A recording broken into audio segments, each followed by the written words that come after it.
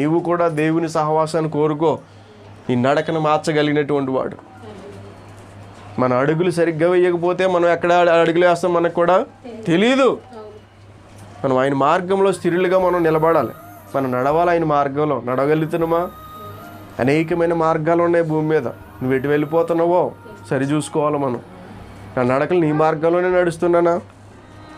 నీకు నచ్చినట్లుగా నేను నడుస్తున్నానా? నీవు చెప్తేనే నా అడుగులు తొందర పెడుతున్నాయా? అన్నీ సరి చేసుకోవాలి మన దేవుడిలో. ఏం చేయాలి? నిజంగానే ఉందా ప్రభువులో? మన నడక సరిగ్గా ఉందా లేదా? ఏం కోరుకుంటున్నాడు దేవుడు?